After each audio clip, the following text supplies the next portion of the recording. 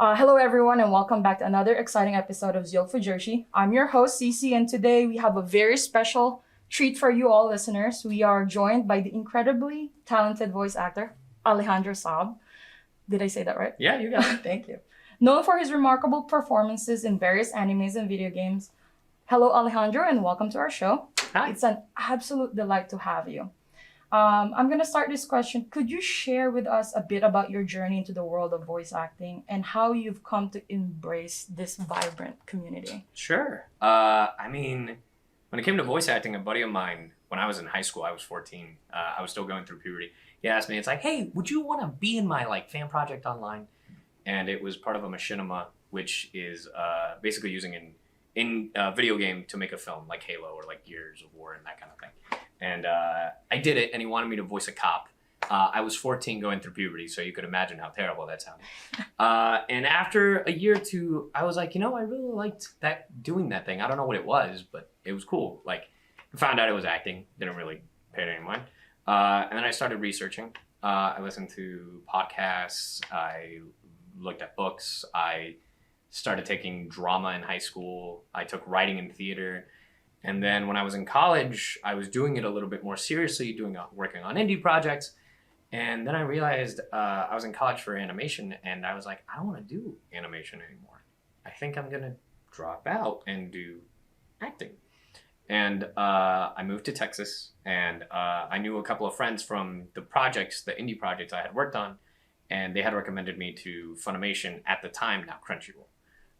And then the very first audition I got was Fairy Tail, and I got to voice Drake the Sniper, the only guy in that universe that has no magic and has a gun. And yeah, it kind of went from there.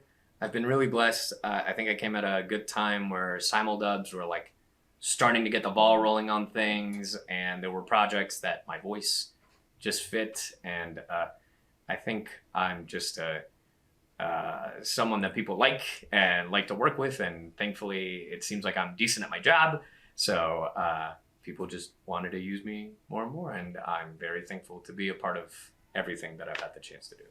So a little bit more questions about that. What is your favorite anime or video game, and why does it hold a special place in your heart? Well, my favorite anime, that's so hard to say because there's a few. Obviously Fullmetal Alchemist, but I always say as Which a one? whole. As a whole. Okay. because I feel like you can't watch Fullmetal Alchemist Brotherhood without watching the original Fullmetal. Because the original Fullmetal, the first 25 episodes, is technically the origins of Fullmetal Alchemist Brotherhood, because they just blaze through it, because it's you've already seen this. Yeah. But I like both. For their own right. Sometimes I like to watch the original Fullmetal because it's alternate universe where they change things up. And then if I want to go through the manga, I watch Brotherhood. Yeah. Both are great, but there's a show that really resonated with me when I was really getting into voiceover. It was called Kenichi the Mightiest Disciple.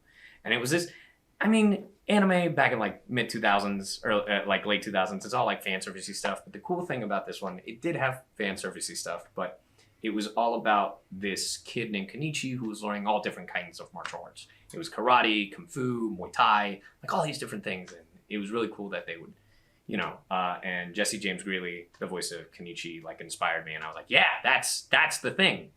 When it comes to video games, my favorite video game to this day is called Psychonauts. Okay. And it is essentially the story of a boy, a carny. His name is Rasputin, and he runs away from the circus because he wants to be a psychonaut, which is essentially an FBI agent with psychic abilities. Yeah.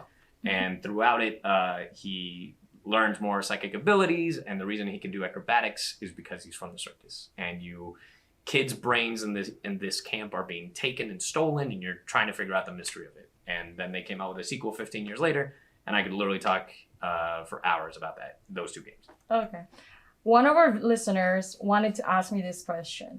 Can you share an instance where you've used your voice acting skill in your daily life unexpectedly? Unexpectedly? Yeah. Oh man, I don't know if unexpectedly, but I have definitely used it to start talking to my now spouse. Okay. I literally flexed. Do you mind sharing more info about it? Yeah. No, I absolutely flexed because my partner is Hayden Davio. They are also a voice actor. At the time, I was starting out at Funimation. This was probably 2016, 2017. And we were working on a show called D. Gray Man Hollow. And D. Gray Man is their favorite anime of all time. And I remember we had reconnected because we've been friends since like 2012. But, you know, online friendships. And then, you know, I had started chatting with him because we had just seen each other in Chicago, funny enough. And we were talking, and then I was like, hey, your favorite anime is D. Gray Man, right? And they're like, yeah. And I took a picture of myself in the booth, which I've never done in my life before. But I was like, guess what I'm working on? And that's kind of like how we reconnected. And I mean, now we're married. That's so sweet. Yeah, That's so yeah. sweet. I told that story to the voice director of The Grand Man Hollow, and he's like, "You're welcome."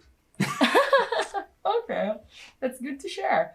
Which character had the most significant impact in your voice acting career right now? In my voice acting career, that's tough because I feel like there's a lot of them. I mean, I feel like every single one has had some sort of impact. I feel like Shallot from Dragon Ball Legends, because it was something that I've always wanted. I've always played pretend about being in Dragon Ball. Okay. You know, Leon in Pokemon Journeys. I literally grew up with Pokemon, and to be a part of Ash's journey is insane. Sino, literally, I feel like a lot of fans know me for Sino, and then they've discovered the other things that I've worked on. Same with Jing Yuan, and even Horimiya, where I voiced Miyamura. I feel like each one is, everyone says that it's like, oh, I can't pick a favorite, they're my baby. And I'm like, for me, it's not even that. It depends on the day, which is weird to say, because each one has had a significant impact in my life in some way, shape, or form. That's understandable. Yeah. It's hard. You have a lot of characters that's a fan favorite for us.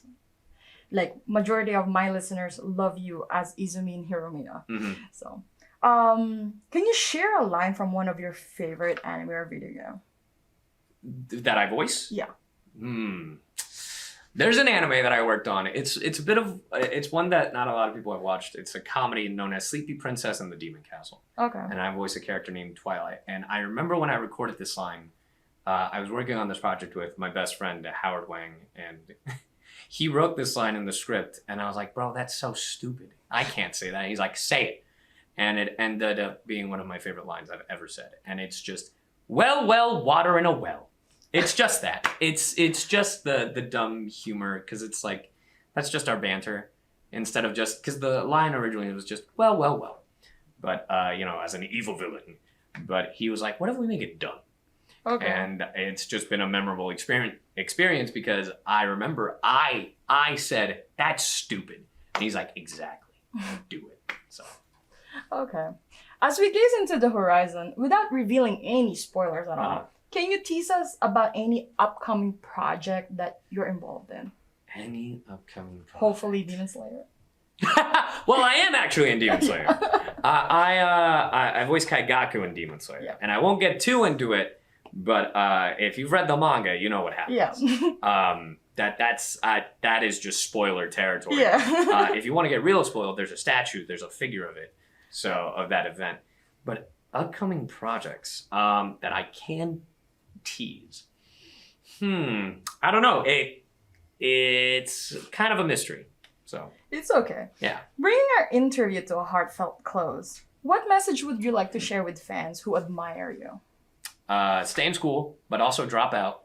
No, I'm just kidding. I would say whatever career you decide to choose, make sure you have fun with it. Because I feel like if you're not having fun, you shouldn't be doing it. And if it takes you some time to get there, that's okay. Because, I mean, it's a marathon, not a sprint. So take your time. Be patient. The thing that you want will hopefully happen. Thank you. As we wrap up this fantastic interview, I want to extend my warmest thank yous for taking your time on joining me in this little interview. My friends at Gourmet Treat and StayFresh actually made you candies for this day. Just a sweet way of saying thank you. It's our fun way of saying thank you to you for your time. Oh, awesome. Thank you so much. Thank you. I like candy.